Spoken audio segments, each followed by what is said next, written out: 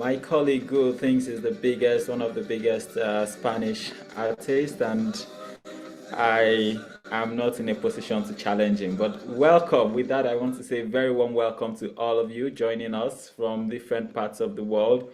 A quick look at the charts. I see folks joining us from Egypt, Argentina, Nepal, Sri Lanka, Kenya, El Salvador, Dubai. Lovely to see you all joining from different parts of the world, from the US, from Sweden. It's great to see you all. I also see some faces from names from last year and some names that have been very active throughout the course of this year. So, incredible to have you all joining us again. This is the last of eight series. Water and Communications 2026 comes to a close today. And what can I say? Thank you for joining, and thank you so much for actively participating. So as we begin today, you probably know the drill already. Please, you can listen in Spanish and Arabic. Many thanks to our friends at Interprefy for making it possible for us to bring you all sessions, both in English and English, Spanish, and Arabic interpretations following. So look for the globe icon with the interpretation underneath, and you can choose which of the language you want to join. I also ask that you use the prefix EG if you're speaking English, ES for Spanish, and AR for Arabic, so you can connect with other people from your region. When you come in, you're muted. I'll ask that you stay muted, except you need to speak. And it's lovely if you could turn your cameras on from wherever you're joining us. Thank you so much. 91 of you joining us from different parts of the world. My name is Seyifunmi Adebote, and together with Gu De Santos, we've been co-piloting and bringing you the series this year. It's been our pleasure indeed, and I just want to say thank you so much for being a part of this. Water and Communications, we started 2nd of June. Today, 25th of June, we're bringing it to a close.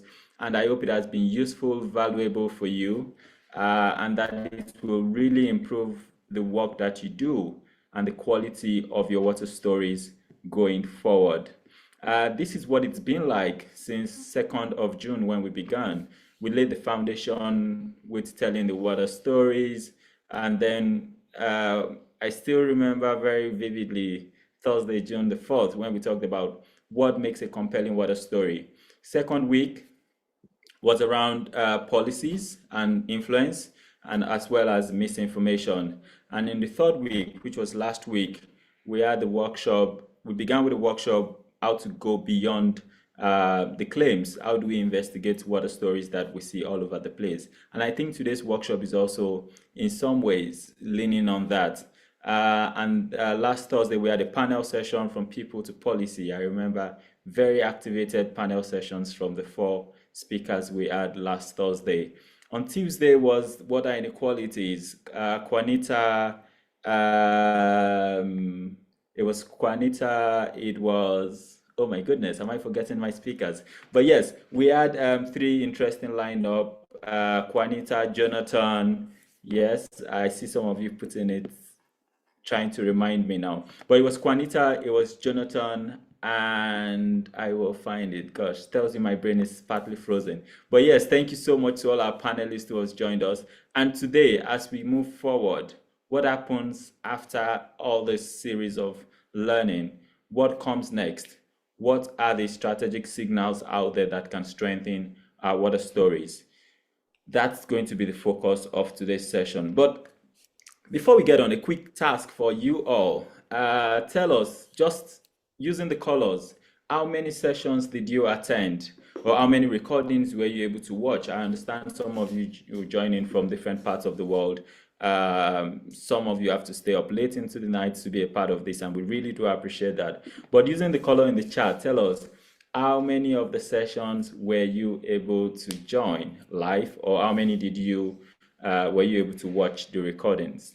I see lots of blues and purples. Lovely. I see some reaction also with the colors. That's great. I see yellow. That's good. Lovely to see. Wow. Interesting. Amber Craig, purple, green, yellow. Lovely. So that means many of you have been very engaged. And here we listen, we don't judge. If you've not been able to be a part of it, please feel free to watch the recordings. They are available on YouTube, as you'll see on the next slide. All recordings are available on YouTube. Feel free to rewatch.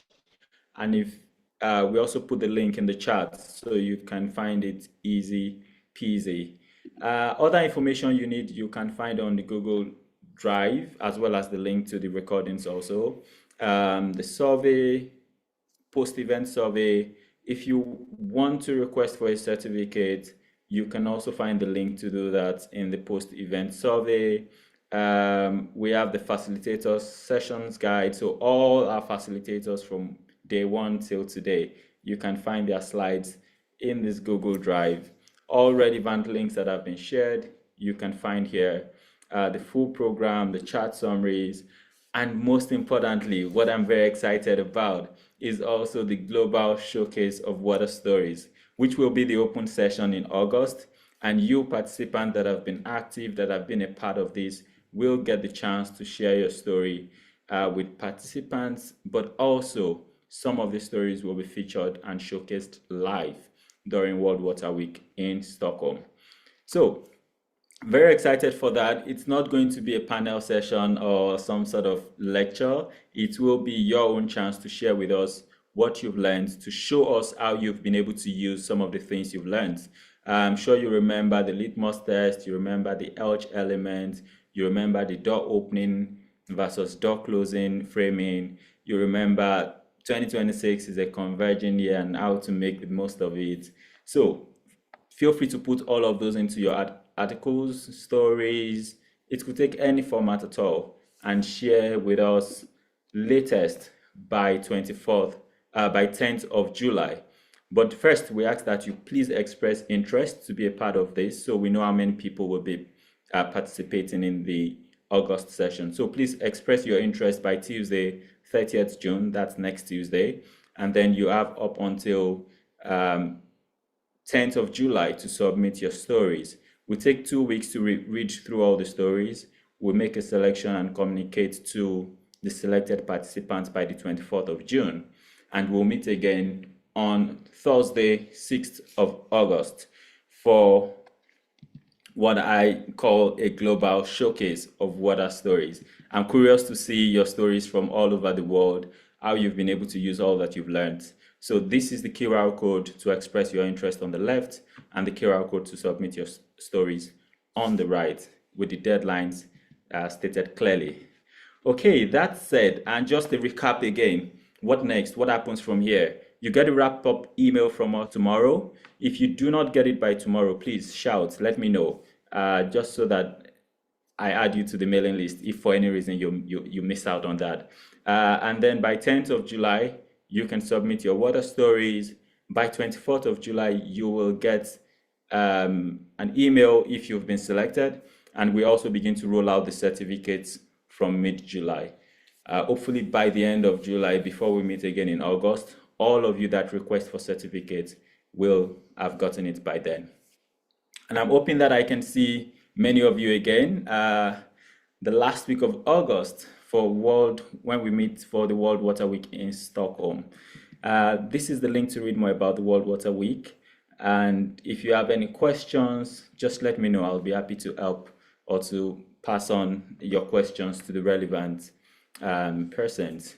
That said, I want to say a very big thank you to the Grundfos Foundation that has made it possible for us to bring you the Water in Communications for the 6th year in a row. We really do appreciate the support, and it's because of them that we're able to do this at no cost to you, the participants. So thank you so much, everyone. Yes, this is the recap of what it's been like over the last 8 sessions, 4 weeks, over 20 facilitators, and it's been such a very exciting time. Yes, Felicia was the name I was looking for the other time from UN Women. But you see a mix of what it's been like, sort of a refresher of all the sessions we've had. Uh, and I'm curious to know which of these ones stands out for you. Just before we go into today's session, put in the chat which of this session is most memorable for you. I'm just curious to know. And while you do that, I look through the comments again. I'm glad to see many greens and blues and purples in the chat. It means you've been very active. Really appreciate that. I see a question about getting the certificates. Certificates will reach you by mid-July. Certificates will reach you by mid-July, but please fill out the form between now and then so we know you want your certificates and we provide it for you. All sessions have been inspiring. Lovely to read that. Beyond Policy to People was a wonderful session. Great. Session 1, Session 5 for Ray Johnson, Session 7, Session 4 for Connor Redmile. Someone is asking for the link to the form. You will get that again when we close out, so not to worry. Rosa, your session was Session 5, the workshop Beyond the Claims. And today we're going into another workshop session. So I'm very excited to welcome I will say my co-facilitator for today, Andrea Norgren, who will be leading us, walking us through what comes next. What are the strategic signals out there that we need to follow as journalists to strengthen our water stories? Andre, such a pleasure to have you. Andre is the Senior Communications Manager at SIWI, the Stockholm International Water Institute, and together we'll be walking you through today's session. It's a workshop session. We start with a bit of context, and then you will get to do some interesting works in breakout groups after Andre's presentation. There will be chance for questions also, so while she's speaking, feel free to take note of your questions, put them in the chat, and we'll come to them as soon as she's done. With that said, Andre, the floor is yours, please. Welcome. Thank you so much. So hello, everyone. Again, my name is Andrea Norgren.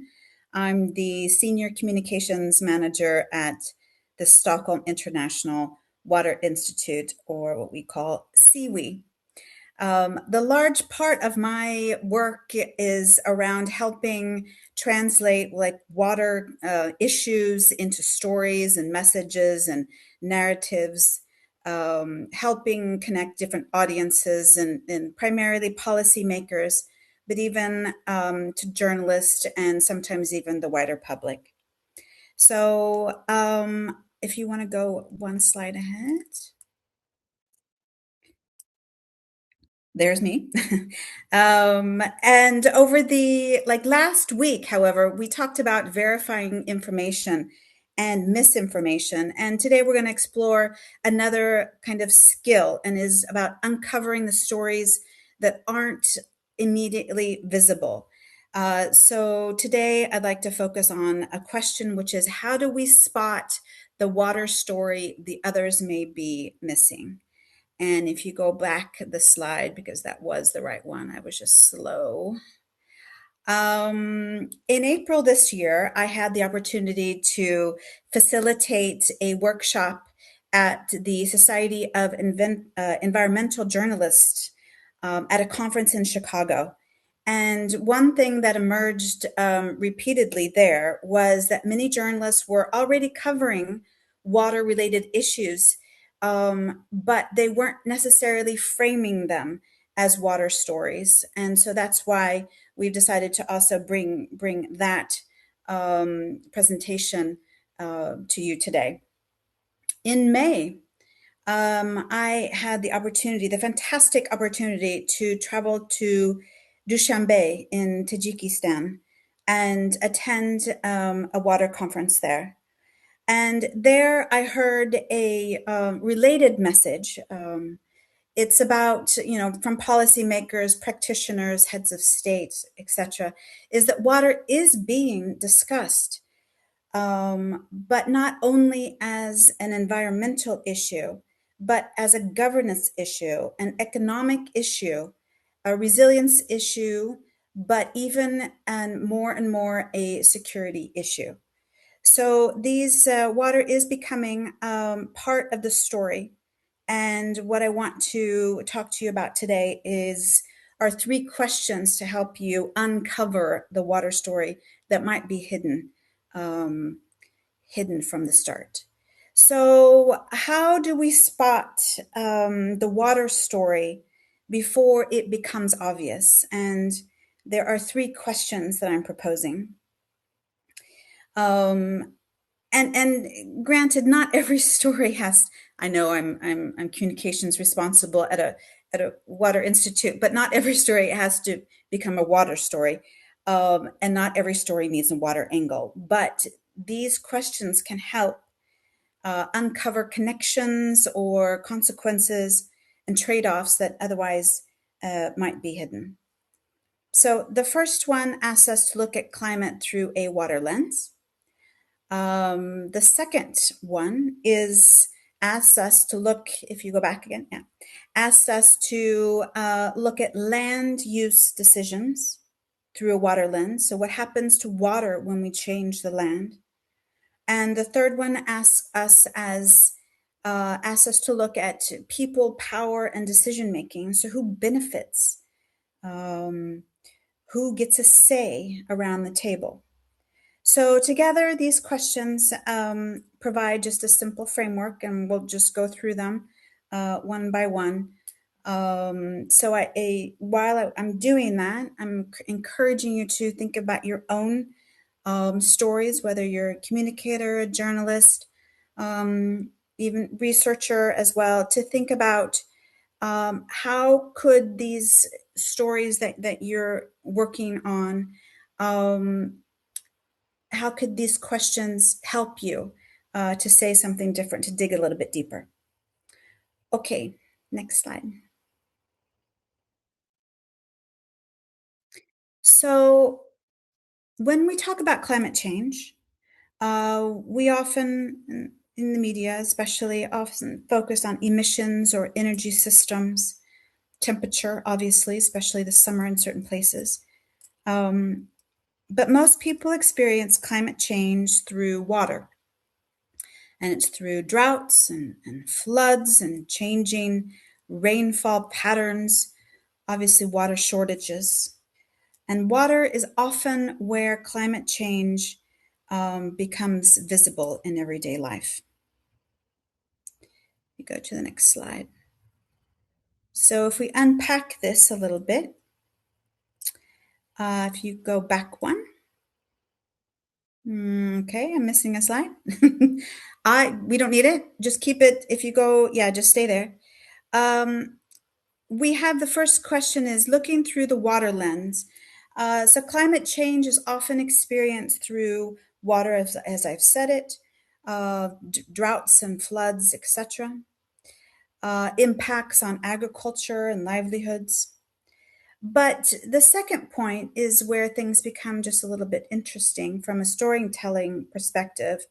Water doesn't always affect rivers and lakes or reservoirs. It doesn't only affect these, but even food production. It could be energy, generation, cities, how cities are becoming resilient or not, public health, businesses, local economies. So, in other words, many climate impacts show up through systems that people interact with every day. And that's where opportunities for communicators and journalists often emerge. Because if we're only looking for climate through the lens of emissions or energy, then we miss how these impacts are actually being experienced. So, a story about crop yields could also be a story about changing rainfall. And a story about hydropower could also be a story about water availability. A story about urban resilience could also be a story about flooding or water management. So, looking at the story through this water lens can reveal impacts and risks and consequences that might be otherwise hidden. So, asking the question, what is the water story behind this climate story? And where a takeaway line could be, water is where climate change actually shows up. Okay, next slide, please. So the next question is what happens to water when we change the land? So the first question was focused on how climate changes water, and this question is more it's focusing on how people change water. So when we think about water, we often think again about lakes and reservoirs and groundwater. But water is also shaped by the landscapes around us. And every time we change a landscape through agriculture, urban expansion, forestry, building infrastructure, or restoration, even, we also influence water. That's why land decisions are often water decisions. And yet, those connections are not always obvious when we think about it. So if you look at stories about development, agriculture, housing, land management, a useful question to ask is what happens to water when we change that landscape, when we change the land? Next slide, please. So breaking this down just a little bit again, every time we change a landscape, we change water. What makes this interesting is those decisions are rarely presented as water decisions. They're usually presented as housing decisions and development, environmental decisions, economic decisions. But yet, these decisions affect water availability. They could pose a flood risk, sometimes far beyond the areas where they're building something. And that's the key insight. Many of the decisions that shape water are made outside of the water sector. So that's why this question can be so useful. So when a new project, a policy development is announced, ask what happens to the water if this decision goes ahead? It's the water consequences that actually nobody's really talking about. And that's why many of these water stories start as land stories. So yes, the next question is who benefits, who bears the risk, and who gets a say? So the first question was on how climate changes water, and the second one is how people change water through land use decisions. And this third question focuses on choices, because many water challenges are not really about water itself, they're about people, they're about competing interests. It's about trade-offs and who gets to participate in the decision making. Water is shared between communities, sectors, regions, countries. This means decisions have to be made. Who gets a seat at the table? Who carries the risk? Who benefits from this decision? And who is represented? That's right. And who is, around the table represented when these decisions are made? So these questions can emerge again in stories about cities, agriculture, energy, industry, infrastructure, shared water resources. So who benefits? Who bears the risk? Who gets a say? Next slide. And if we break this one down just a little bit more, it is about that water decisions involve these trade-offs, different users, sectors, and communities that depend on the same water resource don't always have the same needs or priorities. So the second insight is that pressures on water increase these trade-offs and become, more visible. As soon as we have climate, pressure through climate change, as soon as we have land use decisions that also put pressures on water availability, this really puts pressure on who is making these decisions. Decisions about water allocation or infrastructure development. So these different types of decisions can be more contested as demands grow and as conditions change, often through climate change. So many water challenges are really not about water, they're about choices. Who bears these consequences? And who's missing from the conversation? So whenever you encounter a water story or a story involving water, just don't ask what's happening.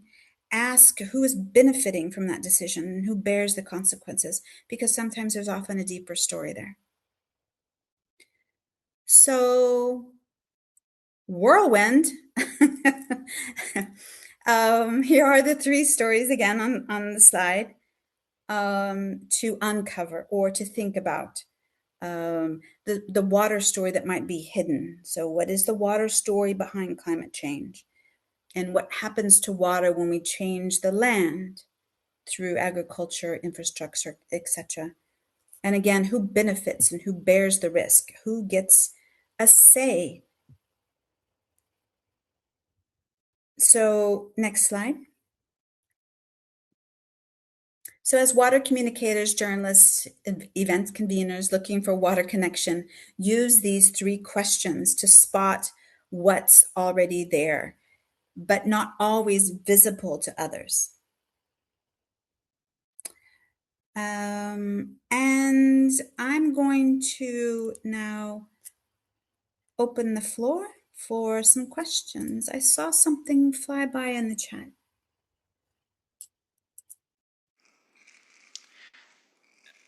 Thank you, Andre. That was a question from Sumbo. While you make your way to it, I'll just read it out, and I encourage every other person with questions to please put it in the chat. She's pointing you to your third question. How do we surface the who gets a say angle when the people bearing the risk are usually the least visible in the official story, especially when they are not the one issuing the reports or press releases? Yeah, it's a good point. I think the biggest question there is actually who's not around the table. And I remember being at the giving that presentation when I was in Chicago about the water stories, the missing angles, and there was a big presentation or a panel discussion around the Colorado River and what's happening in the U.S. about the water shortages due to levels of water for the Colorado River. And in the panel were First Nation representatives. And this is also a big point, is that they are often not invited to discussions around the Colorado River and all of those many issues regarding that. So I think it's probably just who should be at the table and who will probably bear the most risk if there is a lack of water or water shortage. Yeah. Great, thank you. Do you want me to go into the chat as well? Or you Yes, can please. There read are them? other questions in the chat. Or you can feed them to me? What? Okay, here we are. 95 new messages. Let me go down to the bottom. Okay.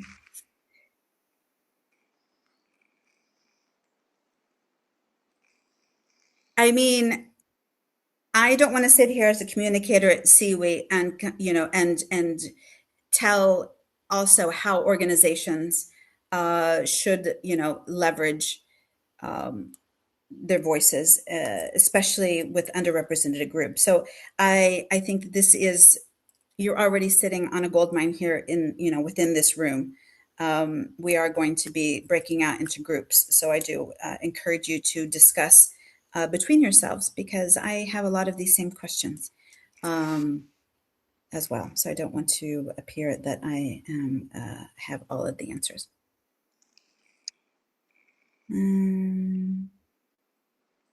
Yeah. Yes. Wokeness. It's good. Yes. Yeah, Kent, that is the question of the day. Um, yeah, one thing also that came up when I was in Chicago, it is especially, I'm thinking, Kent, you might be from the US, is a lot of these environmental questions are difficult because you are uh, have a wide reading, a wide audience. It might be split on different questions, especially as far as environmental and climate change. Water is a question actually that a little bit non-political. Water affects everybody, and I think this is a also a good reason to discuss and find the hidden water story. Maybe sometimes not always hidden, but and discuss that because this is something really that affects us all, and something that can bridge between groups of opposing views. We're going to talk about AI data centers. Um, It is really, for many reasons, gotten a lot of attention, and it's going to get even more attention when we talk about the exercise you're going to be getting in a second. So stay tuned. Um, I think we'll set not a question for my yes. Yes, exactly. Health by biodiversity, despite underpinning. Yes, yeah. This is Connor. What we are working on every day. Water as the connector, and cross-sectoral issue, something that needs to be a part of every discussion, of whether it be at COPs for climate, whether it be through biodiversity and other issues. So yes, completely agree. Shay, should we? Yes, I think we can move into the case studies and from there to the breakout room. Yeah. So if we, yes.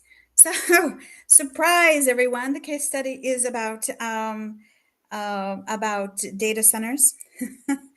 I was kind of inspired by last week, John Ikeda, the chief mission officer at the Water Environment Federation, who presented last Tuesday in his misinformation session, and he used AI data centers to illustrate the complexity of communicating about water. And I'd just like to build on this example.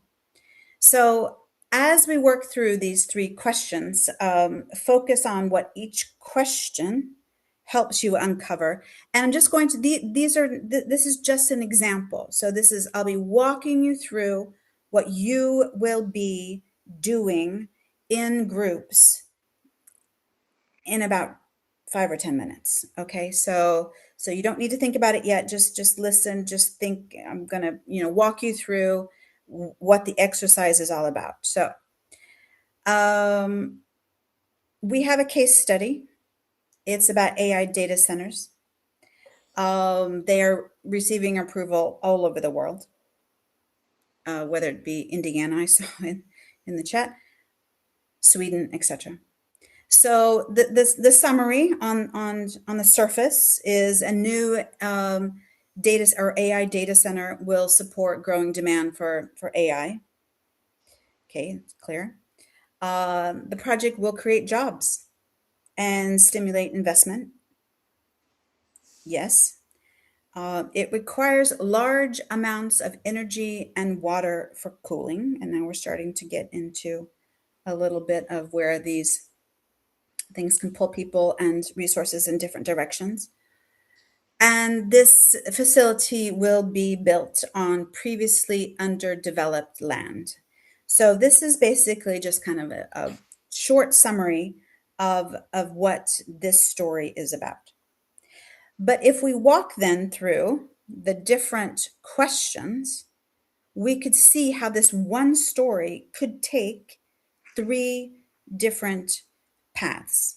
So the first question is, what is the water story behind this climate story. So the climate story is increased emissions because of the data center is in use of energy, etc. So this is the obvious, right? So looking through through this story through a climate lens, water through this climate lens, you can see that there are other questions that are there. So how will more frequent heat waves, which is definitely not something new anymore, affect the cooling demand? Okay, so have they taken this into account?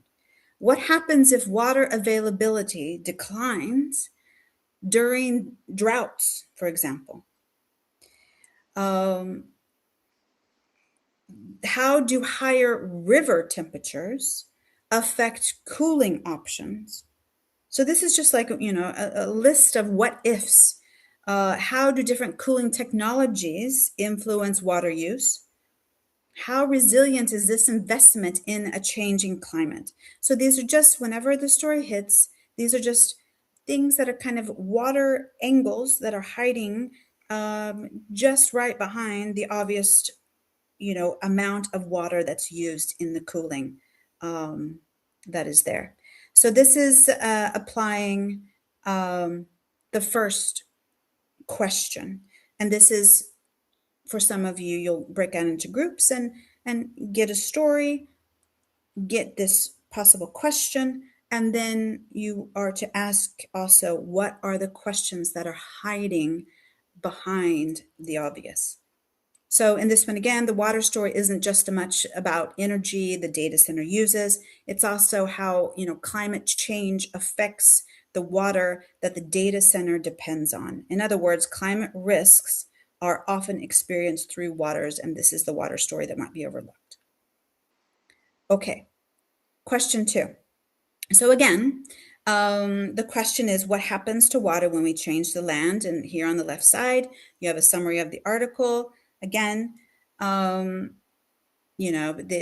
thing here is probably what most important in this question is the facility will be built on previous underdeveloped land. And so if we look at this story through a land use lens, there's other questions that pop up. So it could be, what happens when natural land is replaced by buildings and hard surfaces? How much rainwater now will still soak into the ground? This rainwater is called green water, and this is very important for the hydrological cycle, for the trees, for rainfall amounts. What happens when it doesn't actually get to soak into the water because now it's concrete and hard surfaces and buildings? Will groundwater replenishment or recharge decline? And then what happens? Will runoff increase? Will there be a flood risk because now the water is not soaking into the ground? Could local rivers or wetlands or downstream communities further down be affected by this? What happens when the rivers dry up? When there's no more wetlands further downstream? And will new water infrastructure be needed to counterbalance some of these effects? And have they thought about this? So now we're asking a completely different set of questions. Instead of asking how the climate change affects the water availability for data centers, we're now asking questions about how changing the landscape affects the water or the water availability. So we're beginning to see that the water story isn't just what happens inside the data center with, how much water is used by cooling. It's also about what happens beyond it. So how development changes the way the water moves through the landscape. And so many of these water stories are also started as development stories. And that might be overlooked. And the third question, again, who benefits, who bears the risk, and who gets a say? Again, same story. But if we look at this story through the lens of people, and the choices that are made. There's another list of questions. So who will have priority access to water if supplies become limited? So who is going to get the water then? Is it agriculture? Is it households? Who is going to be affected? Which communities could be affected downstream if the water demand increases in this area because of the data center? And do they have a say at the table when discussing about whether this data center should be built? How might local rivers and ecosystems, wetlands, etc., be affected? Who decides then how much water will be given to these industry or to this industry, to the data center, to households for drinking water, to agriculture and nature?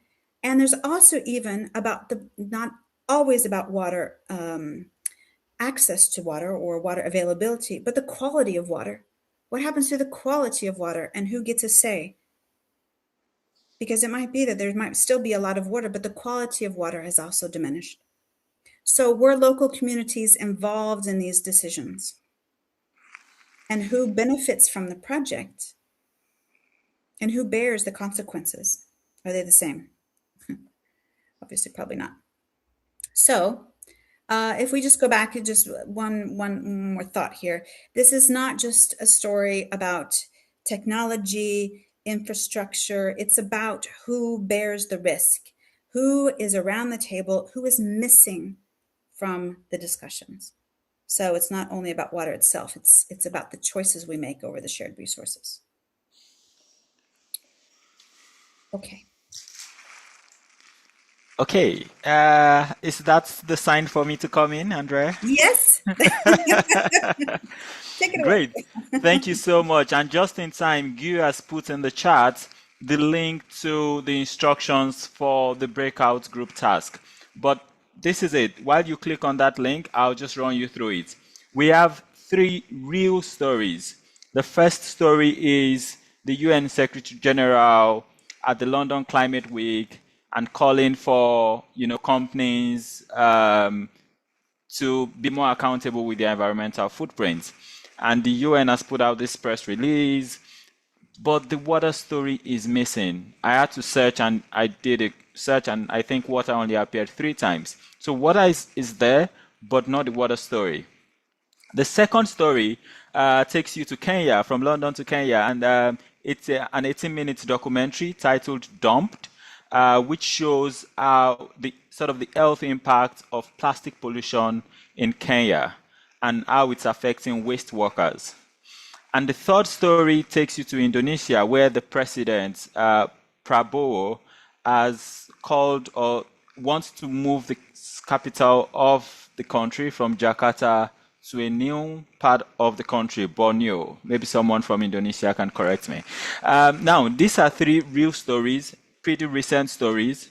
And what you have on this document, as you will see when you click the link, is like a very brief summary that we have made about the stories. And we've also put bullet points that sort of speaks to the main highlights of each of these stories.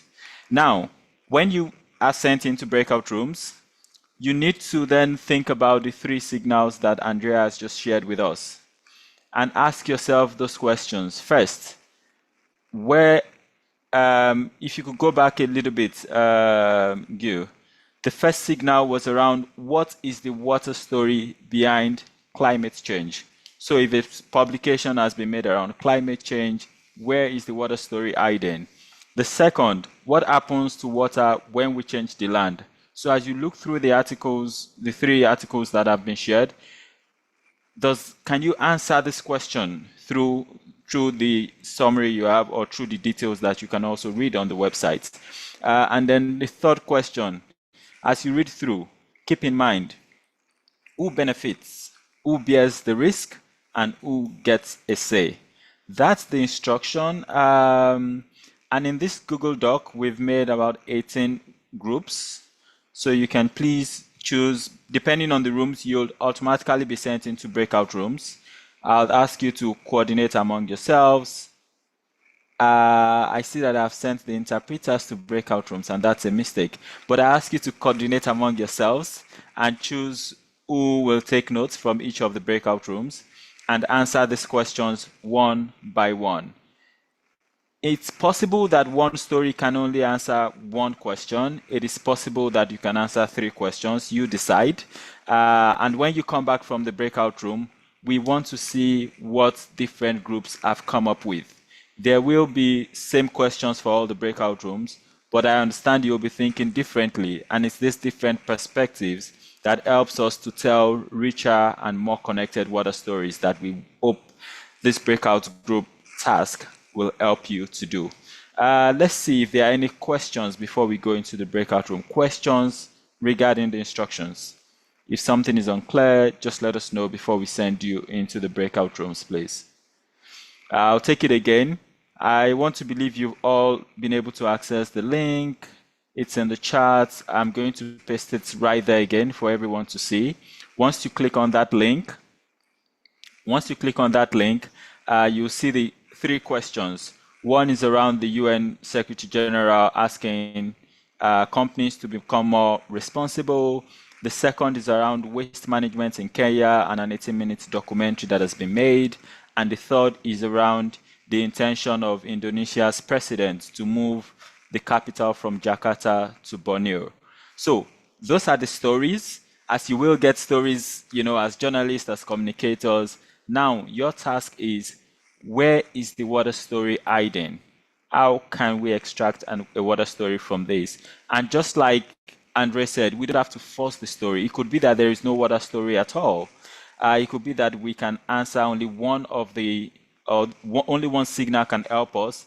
And it could be that we could use all three signals for each case studies. So I'm going to open the breakout room now, and you'll be sent to the breakout room. That answers your question, Stephanie, about when the discussion is starting. It's starting right about now. We're going to give you about 25 minutes, so you have enough time to read through, organize yourself, who wants to take notes, and then to ask these questions. We will up into the rooms to also see how it's going on our own end. That said, let's see, any other questions? I'm looking through the chat. Ding, ding, dong. Please, could someone put a screenshot of the instructions in the chat? I think Jonas has done that. Thank you, Jonas. The three signals that Andrea shared with us, it's in the chat. I'm also going to put it on the document so it's easy to access. You have 25 minutes to answer your question, Drusilia. And I hope that is clear enough. Who is excited? Who is ready? I'm opening up the breakout room now, and I'll see you in 25 minutes.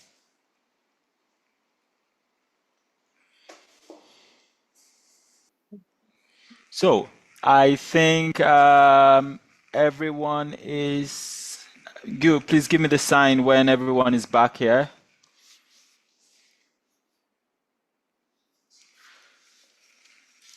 And you can use the chat, share your impressions from the breakout rooms. First, I apologize about the language barrier, but I'm glad that some of you managed to make it work.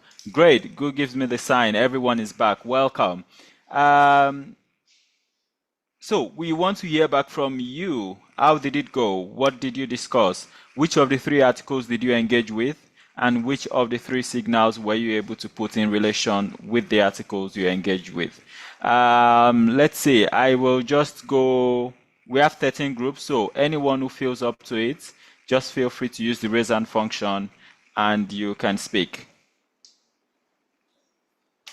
Andre, do you have other thoughts while we wait for people? You were in room 3, or was it room 4? What was it like? For me? Yes. I was in several rooms. There were lots of rooms that were very engaging, and there were some that were a little bit quiet, and I had a one-on-one conversation with Yunus. So hopefully he made it back. So thank you for that. Yes, there he is. So yeah, I was in maybe half the rooms, but Great. it was good. Great. So, anyone wants to share back from the rooms? What did you discuss? Were you able to find the water story behind the climate story? For example, the first story was very heavy on climate crisis. Did you find the water story in it? The second signal was around what happens when we change the land, and I think that is very much heavy with the story three, the Indonesia case study. And the second story around waste management in Kenya, who benefits, who bears the risk, who gets a say. Let's see. Sarah Yale says, use all media channels possible, including public schools to kids, so they can know and learn. Thank you for that, Sarah. Pretty, yes, you were in room 3. Welcome. Please, you can speak. Thank you very much. We had an interesting discussion. Thank you, Andrea, for stepping in and channelizing our thoughts. We had Amber from Australia, Annie from Cameroon, Grace, I don't know which country you're from, Elia from Zambia, Sushila from Sri Lanka, Lakshman from Nepal, Sawalak from Thailand, and Preeti from India. I don't know where Temilulova is from. Just to give us a context of, which countries were represented in that room.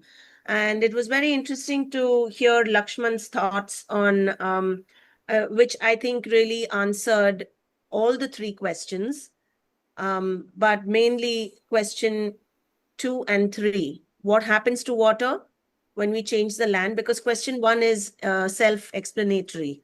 The water level is rising, so they need a whole new capital city. But question 2 and 3 was very interesting, and Lakshman had 4 interesting points, which were very pertinent, we thought. Increased flooding.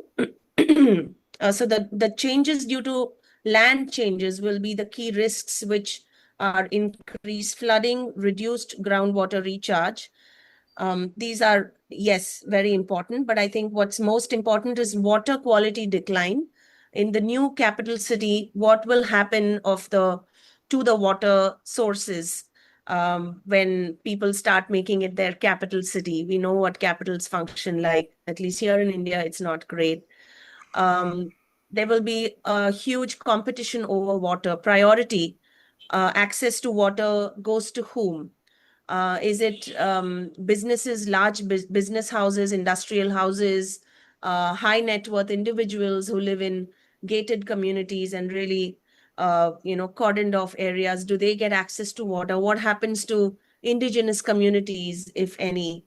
Who gets a say? So it's not merely the risk of a sinking city and therefore the need for a new capital city. It's about all these things: who gets a say, who gets to decide, and allocation of water and all of that. So thank you for this opportunity. Thank you. Thank you so very much, Pretty. And thanks for keeping it short and sweet. Let's all keep that format so we can have 1 minute with each of you. Gabriela, I was also in your room. Let's move to you quickly.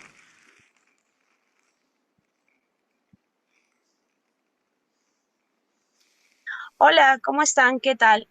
Muy buenos días desde Lima, Perú. Disculpen que estoy en el taxi. I apologize. I'm in my way to work. I'm in the taxi and I'm working in a regulator that provides water service in the country. And I was talking to Jessica and some of my colleagues, and we really didn't have a way in order to communicate since we don't speak the same language. But I do think that something important that we were able to mention is how water is handled in our countries. Jessica from Italy and me from Lima, and the different situations that we generally go through. I obviously would like to share with you that in my country, sometimes we have some situations in this reality. Oh, I'm so sorry. I think she muted herself. I cannot hear her anymore. I think she muted herself. Can somebody let her know that she's muted? Yes, I'm asking her to unmute. Yeah, she's back. She's back. Go on, go on, go on. We hear you.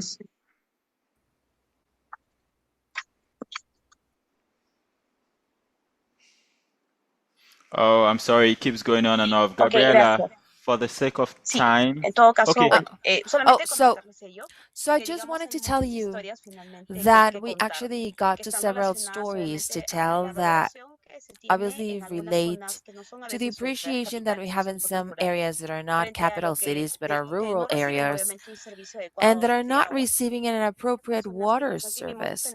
And there are some people who probably live in the city and we do not really appreciate and acknowledge what obviously we have. So that's all I wanted to share. Thank you so much once again. Thank you, Gabriela. Muchas gracias. I will up back to the main room while I welcome Drusilia, and then we'll take the last comment from Cora. Drusilia, please. Hello. We hear you. Yes. So I'm going to, my group, which was group 8, had a conversation about, I think it's headline 2 regarding Kenya. So I'll make it as brief as I can. So water story about climate change. So we looked at it as climate change and its effects, which affects, of course, the hydrological cycle and as a consequence, the effects of water scarcity and, of course, extreme floods. And so the water story would be that as a consequence of the dump site, the availability of water, of course, reduces because the effects of plastic on water. And of course, the dump site, which is Nairobi River, is affected by many other pollutants, including industrial waste. So that reduces the availability of. I'll go next to, so according to us, we thought that climate change is not directly per se, but maybe its effects are actually felt.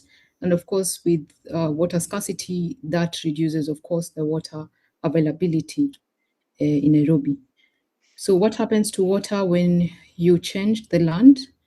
From my experience, I'm Kenyan by nationality. And when you change the land from what I've seen, the water always finds its way. So Kenya is known, or Nairobi is known for building on riparian land.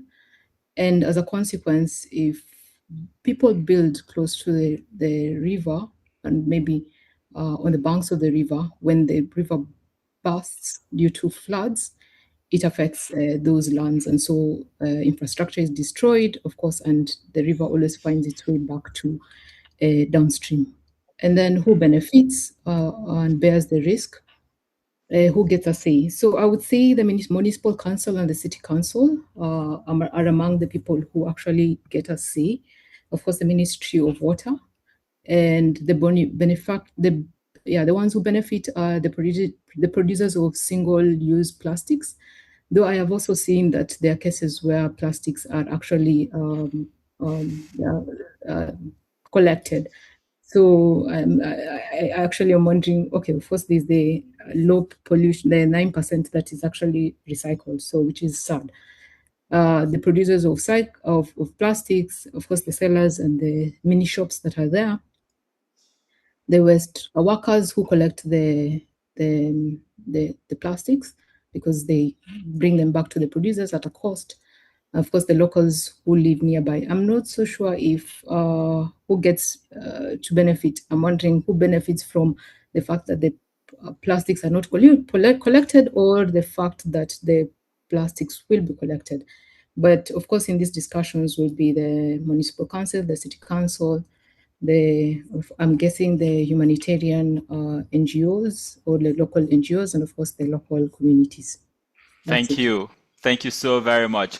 I see we are almost out of time. I'll welcome Cora and then I'll give some briefings from here and some closing remarks from Andre. Cora, please. Yeah, no, thank you, Shay.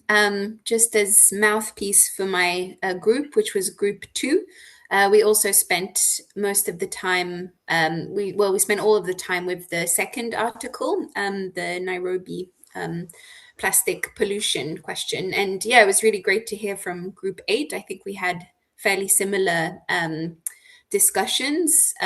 We spent quite a lot of time on question 2, what happens to water when we change the land. And yeah, we covered, the pollution of water, the risk to public health associated to that, the waste pickers themselves obviously bear a lot of risk, but also, soil quality is affected, groundwater might be impacted by infiltration.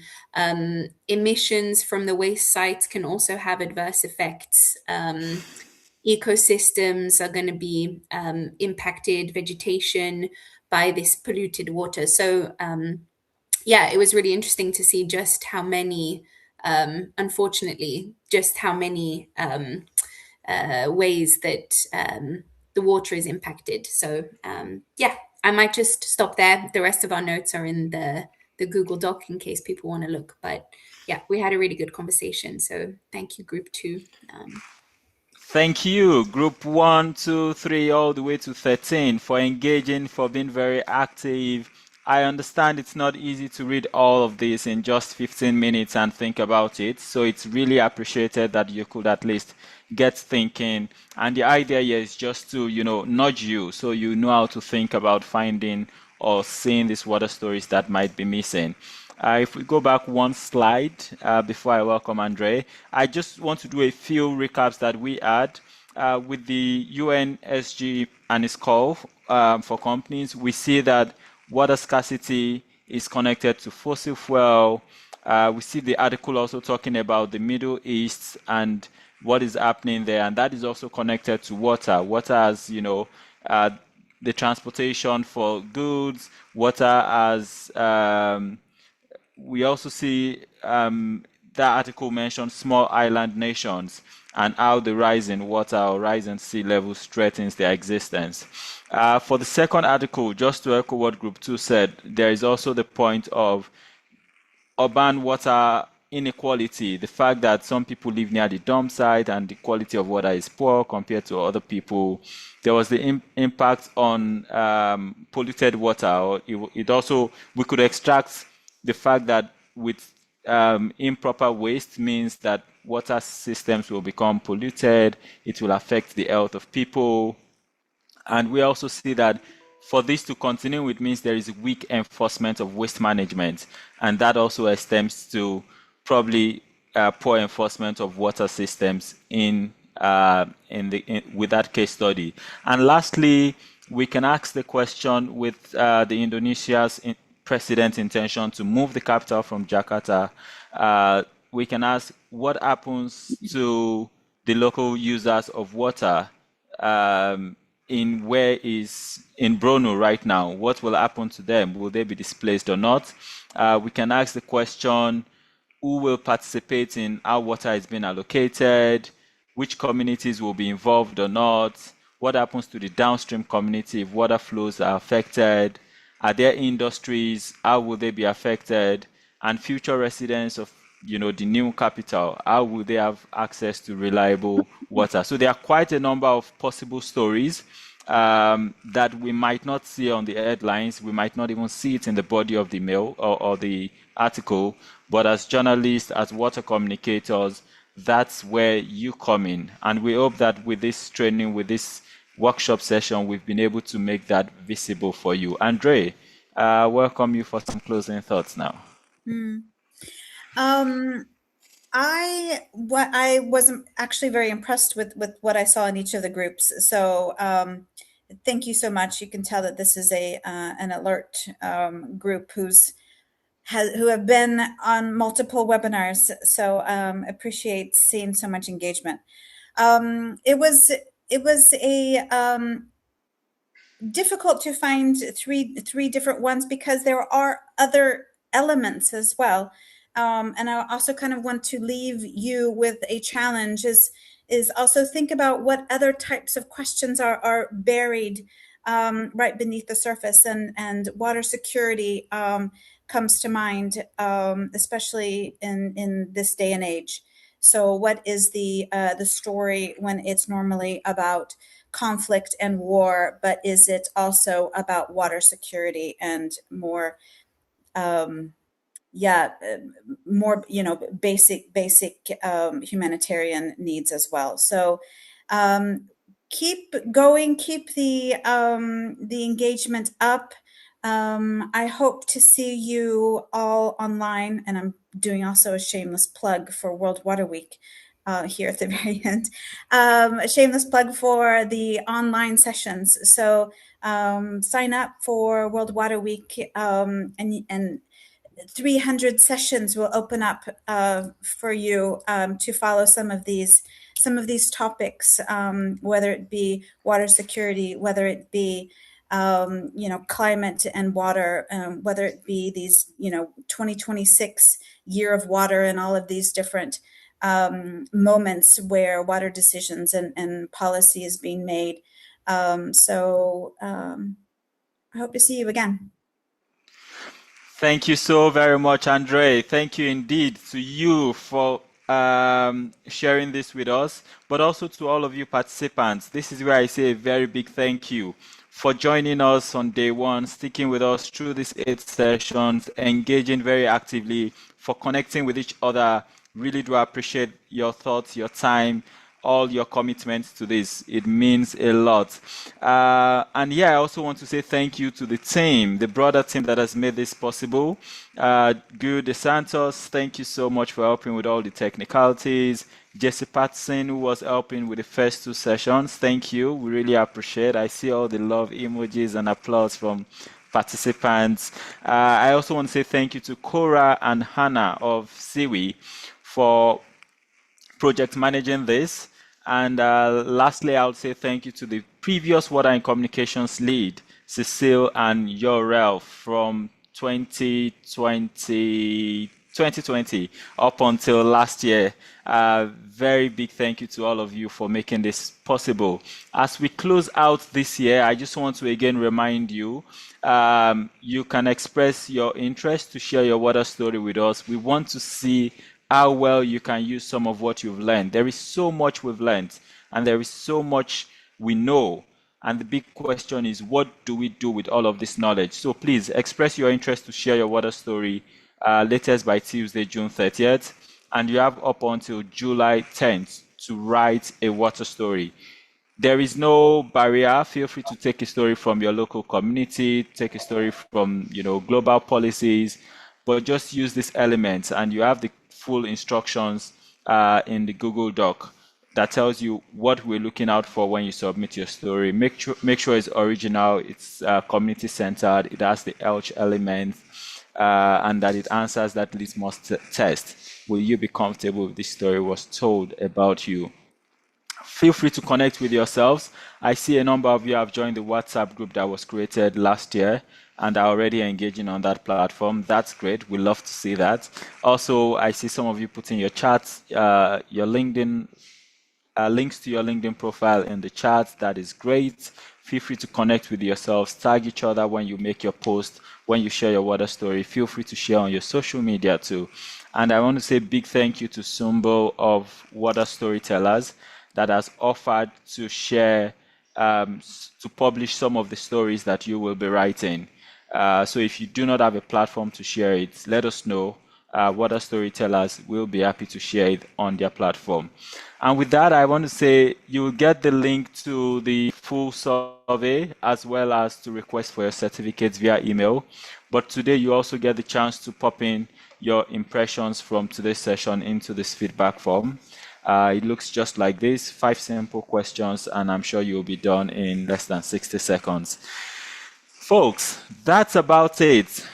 Communicating water for collective action. I really do hope that with these 8 sessions, you feel empowered, you feel in position to now go out there and communicate water for collective action.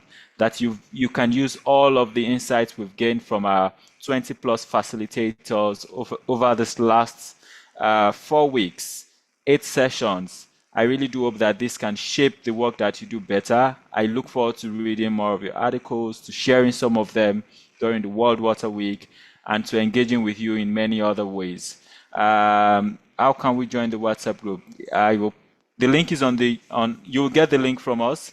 But on this note, I just want to say a very big thank you to all of you, no exceptions. Thank you so much for being active, for engaging, for sharing your knowledge.